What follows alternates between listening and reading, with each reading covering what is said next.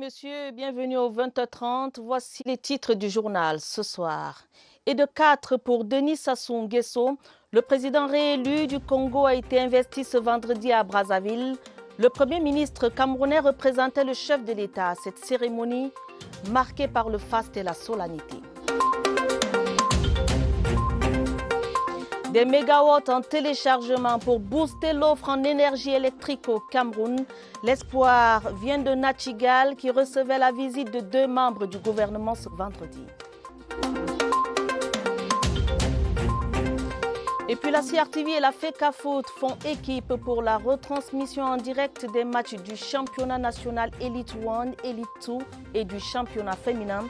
Le partenariat a été scellé ce vendredi à travers la signature d'une convention. C'était les titres du journal, les détails, c'est tout de suite.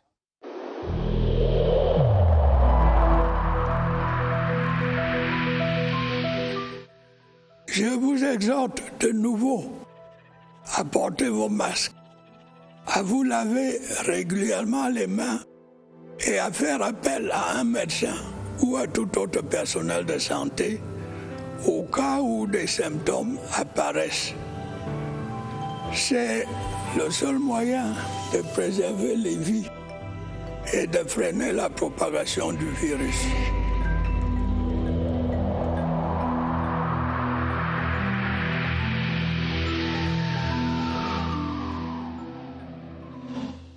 Madame, Monsieur, merci de nous recevoir chez vous.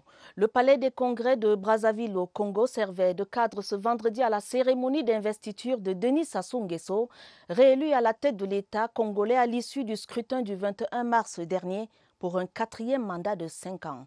La prestation de serment s'est déroulée devant un parterre impressionnant de chefs d'État et de gouvernement, parmi lesquels le représentant du chef de l'État du Cameroun, le Premier ministre Joseph Dion Ngouté. Laurentine Bekono, l'envoyée spéciale de la CRTV au Congo, a vécu ces moments pour nous. Il était 12h30 quand s'est ouverte l'audience solennelle de la Cour constitutionnelle. Au rôle de l'audience du jour est inscrite une seule affaire, la prestation de serment du président réélu. Lecture par le greffier en chef de l'arrêt de la Cour constitutionnelle proclamant la victoire du président Sassou Nguesso. Remise du collier de grand maître des ordres nationaux, remise par la suite du drapeau national par le colonel Toli Damo. C'est alors que le président nouvellement investi et au relais de ses attributs monte au créneau pour prononcer son discours d'investiture. Moi, Denis Sassou Nguesso, président de la République, je jure solennellement de faire respecter la Constitution et de défendre la nation et la forme républicaine de l'État. Paix, stabilité et développement, le Congo avec tous, pour tous et avec tous, afin que règne un état de droit engagé vers la voie de la prospérité. Priorité donc à la jeunesse créative et vivante et à la révolution agricole. Lutte contre les antivaleurs, favoritisme, enrichissement illicite, tolérance zéro. Pendant 45 minutes, le chef de l'État congolais déroule ses nouvelles priorités sous le label Ensemble, poursuivant la marche. Le rituel de prise d'armes qui suivra avec des honneurs militaires constitue un moment de solennité. 21 coups de canon et le banc est fermé. Brazzaville, Laurentine Bekono, envoyée spéciale CRTV.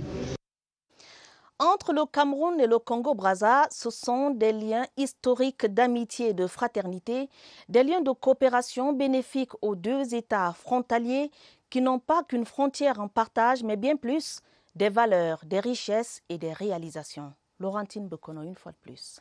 Ça roule entre le Cameroun et le Congo et ça se voit au plan de la coopération universitaire et consulaire. Établie depuis 1960, les relations entre ces 2 pays voisins se sont diversifiées au fil des années. À titre d'illustration, depuis le début de l'année en cours, des occasions se sont multipliées pour exalter la coopération bilatérale et sous-régionale. La construction de la route transfrontalière Saint-Melima-Ouesso, longue de 651 km, a reçu la visite en en mars dernier du ministre des Travaux publics. Le développement des infrastructures de transport entre les deux pays constitue un pilier important de l'intégration sous-régionale en Afrique centrale. Sur un autre plan, l'université inter-État Cameroun-Congo, dont le campus est installé à Saint-Mélima, dans la région du Sud, présente l'autre facette de cette relation fructueuse et diversifiée. L'établissement accueille les étudiants des deux pays, mais aussi ceux d'autres pays de la sous-région. Dans ce secteur de la formation, plusieurs jeunes Congolais sont formés dans les grandes écoles camerounaises,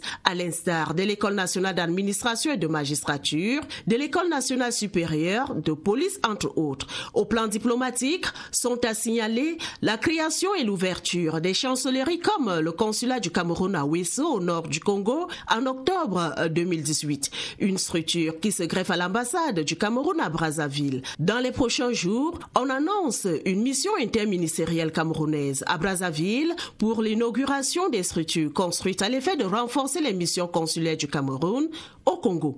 Brazzaville, Laurentine Bokono, envoyée spéciale CRTV. De nouvelles mesures pour une meilleure discipline économique et financière dans les États membres de la CEMAC, un renforcement de la gouvernance économique décidé par les ministres de l'économie, des finances et de l'intégration à la 13e session ordinaire du comité de pilotage du programme de réforme économique et financière de la CEMAC. Plus de précisions, Marie-Laurence Nké. En 2020, la CEMAC a connu une récession économique de l'ordre de 3,1%. En 2021, les projections de la BEAC indiquent un timide rebond à 1,9%. L'environnement économique mondial impose que l'on vive avec sa juste production de richesse. C'est pour migrer vers cette réalité que les ministres de l'économie, des finances et de l'intégration ont adopté un nouveau document de réforme économique et financière de la CEMAC. Le coût du pétrole n'est plus ce qu'il était. Le crédit ne sera plus jamais ce qu'il était avant.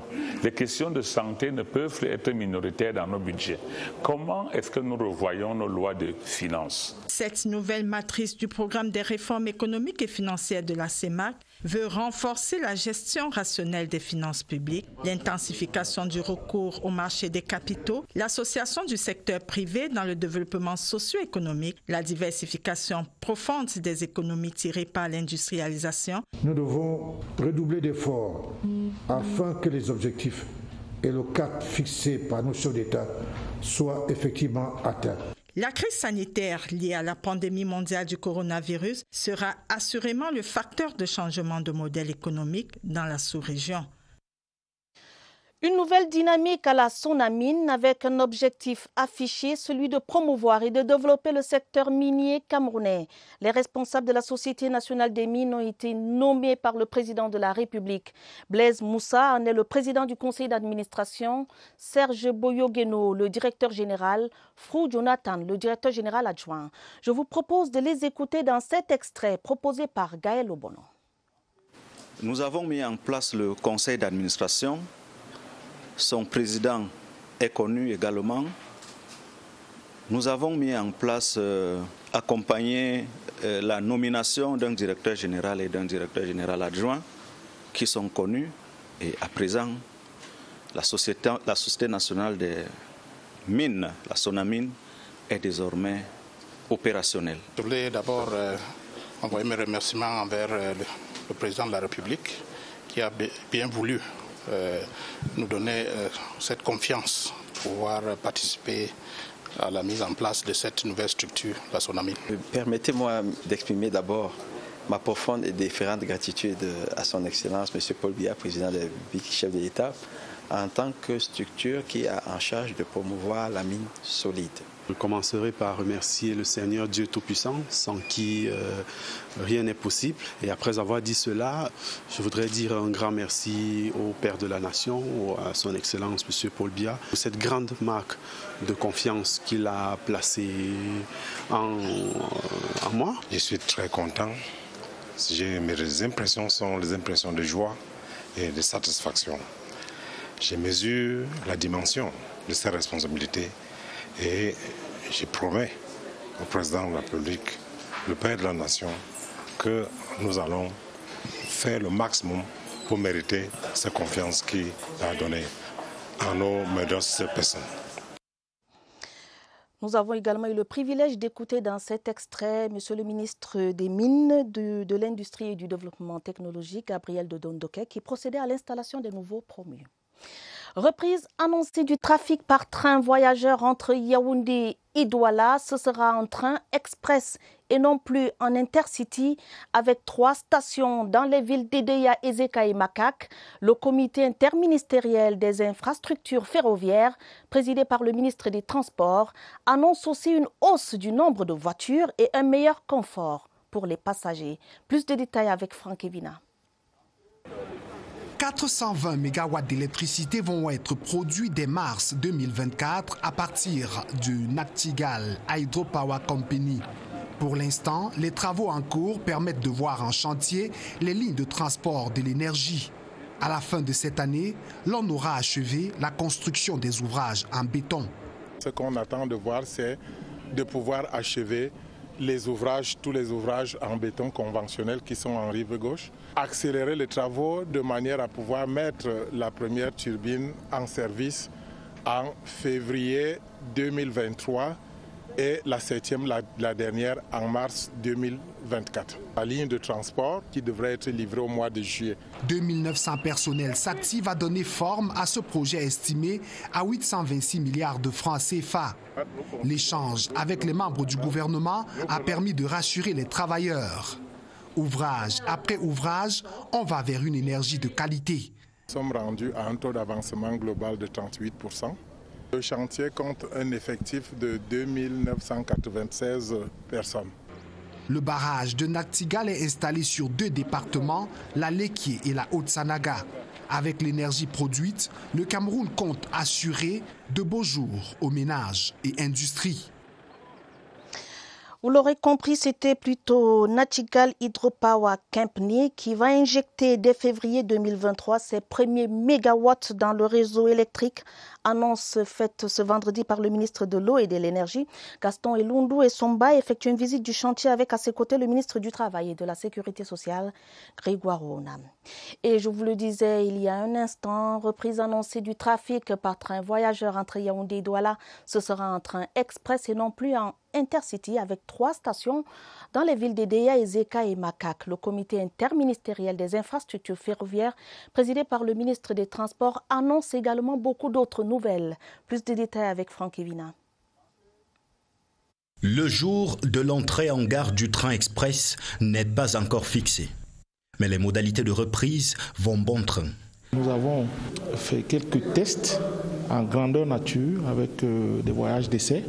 Donc la rame est fiable, il ne reste qu'à lancer le train lui-même. Avant, c'était l'Intercity, sans escale. Cette fois, ce sera un train express qui marquera 3 arrêts dans les stations d'Edeya, Ezeka et Makak. On a la nécessité aussi de répondre à la demande de la population, c'est-à-dire d'avoir un train qui puisse permettre de voyager entre différentes gares, pas simplement entre Yaoundé et Douala. Côté confort et sécurité, le comité interministériel des infrastructures ferroviaires rassure. La climatisation des prises électriques et l'acquisition des locomotives. Les voitures sont prêtes, elles ont été totalement rénovées au sein des ateliers de Camrail. Les prix ne devront pas changer. Les coûts vont certainement s'arrimer au marché actuel parce qu'il y a quand même une concurrence avec la route. Cette route, Douala-Yaoundé, qui sera par la même occasion déconjectionnée. Et toujours en économie, 5 millions de plants de cacao, c'est l'offre de la Sodecao aux cacaoculteurs pour le compte de l'année 2020-2021.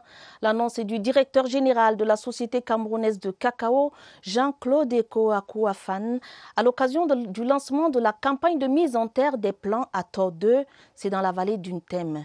Voici le récit de Flavien Zobo de CRTV Sud.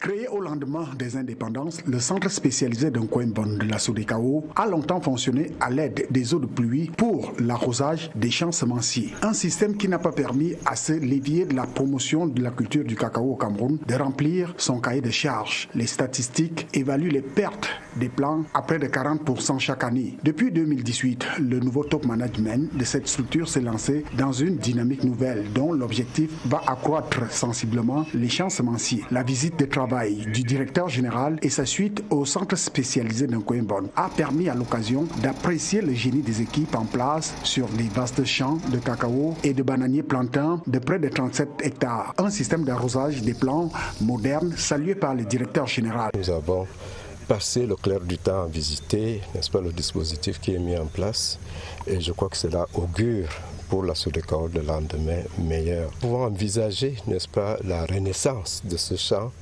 d'Nkoyembon qui a eu ses heures de gloire il y a plus de 30-40 ans. De par ces opérations, la SODECAO entend booster sa production des cabos de 200 000 à 400 000 d'ici 2025. Prise de contact et visite de courtoisie du nouvel ambassadeur de Turquie aux autorités camerounaises. Son Excellence Volkan Iziksi était ce vendredi l'hôte du docteur Madeleine Tuente. La ministre de la Recherche scientifique et de l'Innovation et le diplomate ont surtout échangé sur le système national de recherche et d'innovation. Je vous propose cet extrait d'interview sélectionné par Salomé Ntsama Oona. L'état des relations qui existent entre la Turquie et le Cameroun dans le domaine de recherche scientifique. On s'est mis d'accord pour pouvoir examiner en détail les domaines dans lesquels on peut avancer, qui peuvent apporter une valeur ajoutée à la recherche scientifique au Cameroun. Il y a déjà des relations existantes. Dû au Covid, c'est comme tous les pays, il y avait une rupture des relations, mais on va relancer de nouveau tout ça pour pouvoir avancer le plus vite possible pour avoir une valeur ajoutée, comme j'ai dit. Dans l'enseignement supérieur, 2610 demandes d'équivalence examinées par la Commission nationale d'évaluation des formations dispensées à l'étranger. L'instance était réunie à Yaoundé autour du professeur Wilfried Gapsa, le secrétaire général du ministère de l'enseignement supérieur. Laetitia Ounana. Au ministère de l'enseignement supérieur, on se réjouit du nombre sans cesse croissant des dossiers à examiner par cette commission. 2610 au cours de cette 100e session, c'est le résultat de la modernisation du système de traitement des demandes d'équivalence en vigueur au Cameroun depuis 2018. Nous sommes dans une mouvance digitale dans le système d'enseignement supérieur qui permet à ce que le dossier soit vérifié de manière numérique, qui permet à ce que même les établissements qui accordent les diplômes, leur statut soit aussi vérifié en ligne, rend le processus fluide, diligent, le nombre de temps d'attente est aussi diminué. Autre motif de satisfaction au cours des travaux présidés par le secrétaire général du ministère de l'Enseignement supérieur, la diminution du nombre de faux diplômes. L'instance statutaire en dénombre 17 au cours de cette séance pour 23 dossiers rejetés.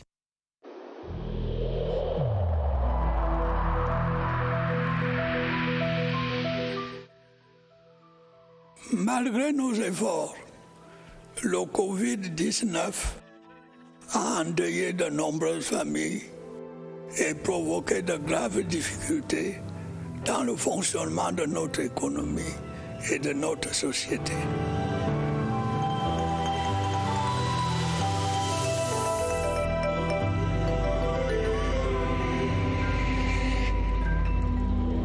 Riposte anti-Covid-19 au Cameroun. Constat ce soir, l'administration du vaccin ne fait pas toujours l'unanimité au sein de toutes les couches sociales. Plusieurs doutent d'éventuels effets secondaires qui pourraient être nocifs pour la santé. Évariste Yenga et son invité, le docteur Calvin Dio, du programme élargi de vaccination en parle ce soir au Centre des opérations d'urgence de santé publique. Bonsoir.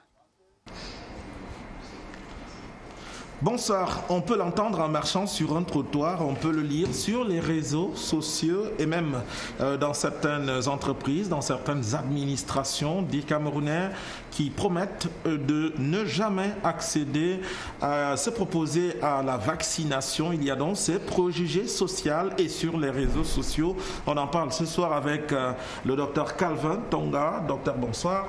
Bonsoir Évariste. Vous êtes du programme élargi de vaccination. Que répondez-vous à ceux qui promettent de ne jamais être disposés à se faire vacciner? Oui, pour ceux-là qui disent qu'ils ne se prêteraient jamais à la vaccination, notamment en raison des effets indésirables qu'ils évoquent quelquefois. Nous voulons d'abord leur dire, dans un premier temps, continuer de respecter toutes les mesures qui ont été édictées, les mesures barrières, la distanciation physique, pour réduire au maximum le contact avec le germe. Mais après, on leur dit immédiatement que les effets indésirables qu'ils redoutent tant sont généralement très rares.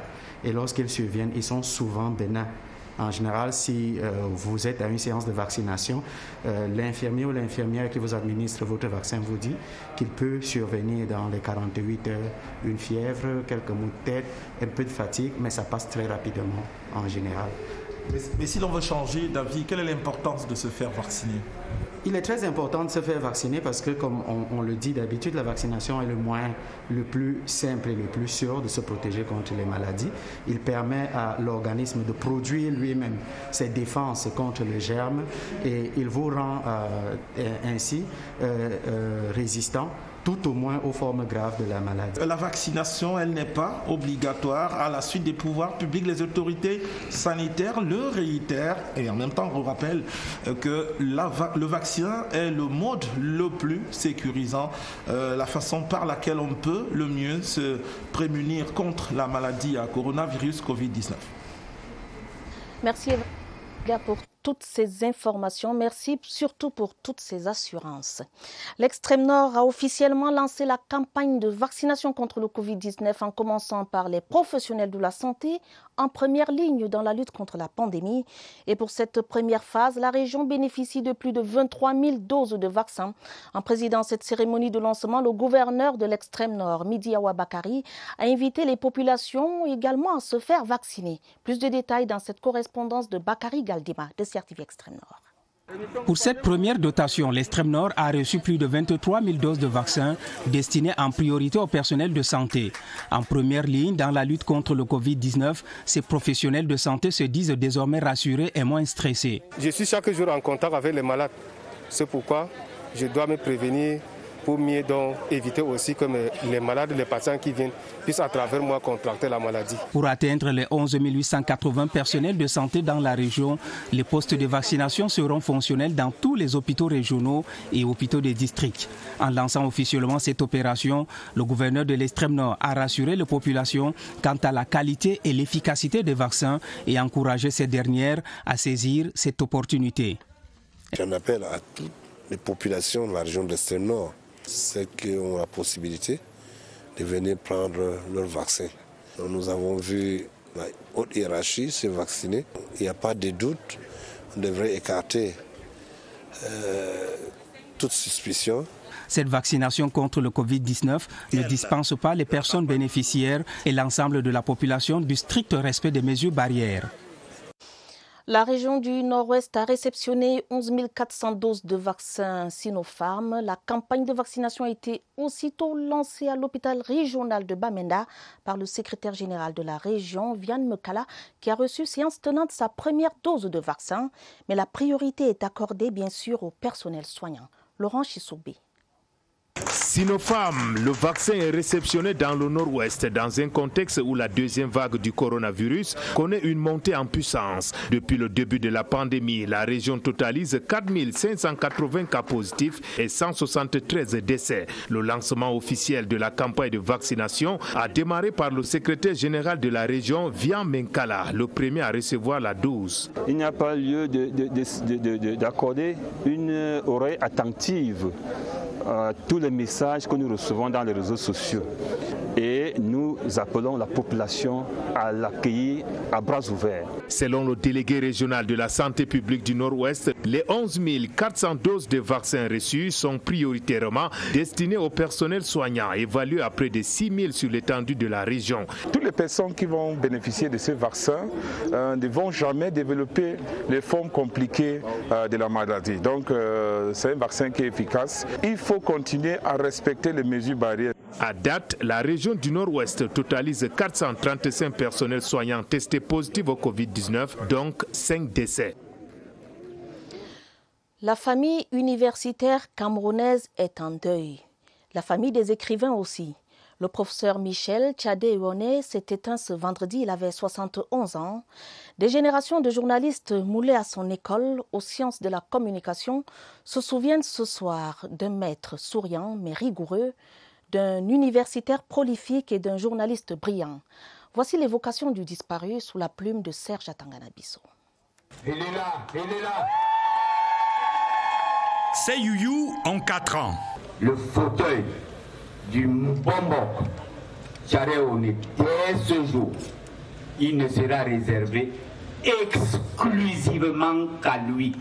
Février 2017, avril 2021. Et désormais, on ne parlera plus de lui que comme défunt. Un corps, une dépouille mortelle. Professeur Michel Tchadé-Iwoné, professeur titulaire des universités. Nous qui l'avons connu, jeune étudiant entrant à l'ESTIC au crépuscule des années 90, sommes frappés par la noblesse, la dignité qu'il dégage. Un timbre puissant soutient un ton pourtant doux. Ces années de radio qu'on nous décrivait comme splendides, nous ne les avions pas connues. Il ne revenait pas dessus.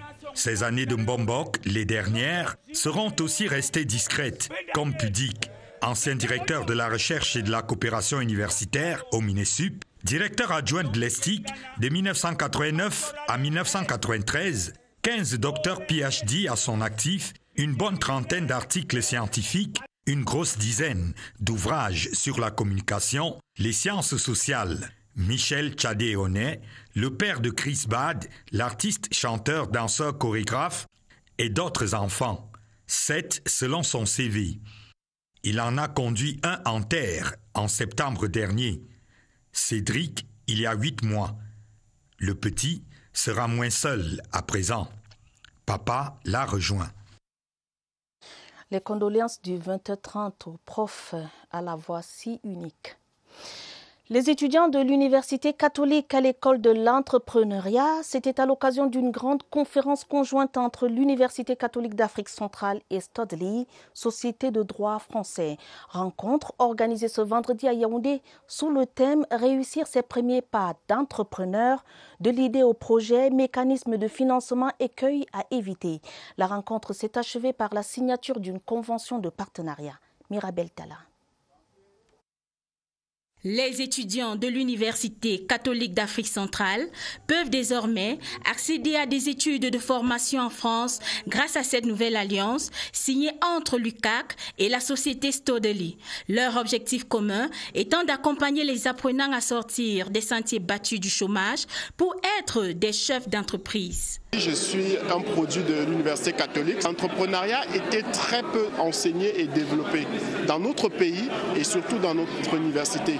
Et je me demandais toujours pourquoi on ne poussait pas les jeunes aussi à montrer cette autre voie au lieu d'aller dans l'emploi, de trouver justement d'entreprendre. Ils ont été abreuvés à la bonne source avec un panel de qualité tel Jaili Amadou Amal qui s'est inspiré de son histoire pour leur dire quels sont les prérequis pour entreprendre et réussir. En tant qu'écrivaine, mais aussi en tant qu'active dans la société civile, eh bien, ce que je peux partager avec eux, c'est mon expérience tout simplement. Il ne reste plus qu'aux étudiants d'appliquer tous les conseils reçus. L'histoire générale du Cameroun bientôt écrite et compilée dans une encyclopédie. Le comité scientifique qui a la lourde charge de rédiger ce document a été réuni au Musée national. Les assises étaient présidées par le ministre des Arts et de la Culture, Bidon Pat, par ailleurs président du dit comité. Témoin de l'événement, notre reporter Étienne Pascal Azégué. Le musée national, lieu où sont conservés des objets de notre culture, sert de laboratoire pour la rédaction d'un livre de référence sur l'histoire du Cameroun. Voici quelques spécificités de cette encyclopédie en gestation. Un ouvrage référentiel qui non seulement retrace les séquences majeures de notre histoire commune, mais bien plus, qui met en exergue les atouts à même de consolider les acquis de nos valeurs précieuses que sont la paix, l'unité et l'intégration nationale. Le projet est porté par un comité scientifique constitué d'éminents universitaires. L'urgence de ce document, qui servira pour la postériorité, s'est fait ressentir. Le premier ouvrage sur l'histoire du Cameroun date de 1963. qui a été écrit par le révérend père Angèle Bernvin. Nous devons écrire cette histoire. Le panel d'experts et rédacteurs va s'appuyer sur plusieurs sources et dispose de 20 jours pour faire parvenir ses propositions au ministre des Arts et de la Culture, par ailleurs président du comité scientifique. Avant la page sportive, ce télégramme officiel du président de la République du Cameroun, Yaoundé, à Sa Majesté Margaret II, reine du Danemark à Copenhague. Majesté, il me plaît de vous adresser au moment où le Royaume du Danemark célèbre sa fête nationale le 16 avril. Mes vives et chaleureuses félicitations. J'y associe mes vœux de santé et de bonheur pour vous-même, votre illustre famille et le peuple danois. Veuillez agréer, Majesté, avec mes hommages, les assurances renouvelées de ma très haute considération, signé Paul Biya. En sport football, la CRTV détient désormais les droits exclusifs audiovisuels de production et de diffusion de 4 championnats locaux. Charles Ndongo, le directeur général de la CRTV, et Seydou Mbombondjoya ont procédé ce vendredi à la signature d'un contrat de cession de ces droits au siège de la FECAFOOT. Les termes du contrat avec Évariste Yenga. La FECAFOOT et la CRTV se feront désormais des passes pour marquer le but de victoire de la visibilité des championnats locaux. Dès ce vendredi, l'engagement du média de service public épouse de nouveaux contours. La CRTV produira et diffusera les matchs des différentes compétitions majeures du football camerounais. Championnat professionnel, Elite 1, Elite 2, la Guinness Soccer League et de la Coupe du Cameroun. Pour sa part, la FECAFOOT cède les droits exclusifs audiovisuels à la CRTV, radio et télévision. Mais pour le web, les droits Internet sont non exclusifs. Mais l'ambition de la FECAFOOT est précise. Le football local doit être vu et entendu davantage. Nous avons pour ambition de faire du football local un produit aussi puissant que les lions indomptables. Le talent incandescent des joueurs locaux, révélé au monde par le récent CHAN, trouve désormais un champ d'expression et de visibilité sur les antennes de la télévision nationale. 4 compétitions, c'est une première. La CRTV va pouvoir retransmettre la plupart des matchs qui se joueront au Cameroun, en temps réel. Je crois que c'est quelque chose historique. La brève cérémonie de signature du contrat a drainé du beau monde. Ce sont ici les témoins du jeu collectif CRTV FECAFOOT pour une belle aventure audiovisuelle au service du football local. Cette note d'information qui nous vient du ministère des Sports et de l'Éducation physique. Le ministre des Sports et de l'Éducation physique, président du COCAN 2021, a l'honneur de porter à l'attention du public à la date limite de recevabilité des dossiers de candidature du concours artistique national pour la proposition de la mascotte officielle de la Coupe d'Afrique des Nations de football Total Cameroun 2021. Le 14 avril 2021, 33 offres de mascottes ont été déposées et reçues à la direction du tournoi. En ce qui concerne le concours artistique national pour la proposition de l'hymne de la CAN Total Cameroun 2021, le délai de dépôt est fixé à la date du 21 avril 2021 à 15h dans les lieux indiqués à cet effet. Signé Narcisse Mouélé Kambi. Cet autre communiqué radio-presse, le ministre des Sports et de l'Éducation physique porte à l'attention du public que le conseil exécutif de la Fédération sportive pour la solidarité islamique vient à l'unanimité en présence du colonel Kalkaba Malboum, président du Comité national olympique et sportif du Cameroun, d'attribuer au Cameroun l'organisation en 2025 de la 6e édition des Jeux de la solidarité islamique. L'attribution de cette prestigieuse compétition au Cameroun constitue une éclatante victoire de sa diplomatie sportive, conduite avec sagesse et doigté sous la très haute impulsion du président de la République, son Excellence Paul Biya. Elle consolide le statut de notre pays, considéré comme désormais comme plaque tournante pour l'organisation des événements sportifs internationaux d'envergure, grâce à ses infrastructures sportives modernes et futuristes qui font du Cameroun l'un des pays les mieux lotis en la matière en Afrique. L'organisation de cette compétition intercamerounaise sera une occasion idoine de magnifier la cohabitation religieuse harmonieuse, la diversité culturelle et linguistique, ainsi que la maturité du peuple camerounais en général et des sportifs en particulier lors de cet événement qu'abritera pour la toute première fois un pays africain. Signé Narcisse Mouélé Kambi. C'est la fin de ce journal. Une édition préparée avec la collaboration de Daniel Menanga, Maria Mazou, Rosine Manga et Salomé Ntama Ona. Prochaine édition avec l'information minuit. Vous serez en compagnie de Georges, Marcel Messila et Ewane Epolé. Très bonne soirée sur la CRTV. Madame, Monsieur, prenez soin de vous, prenez soin de vos familles. Bonsoir.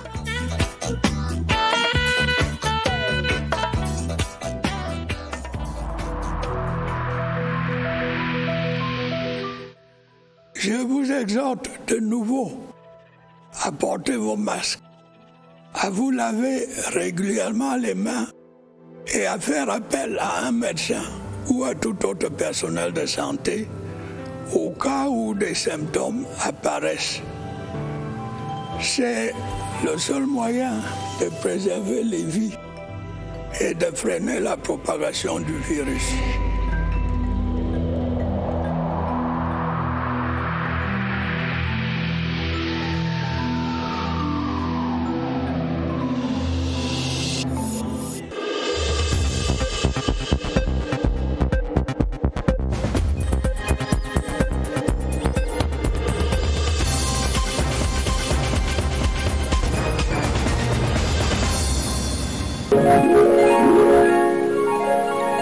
CRTV News, ici,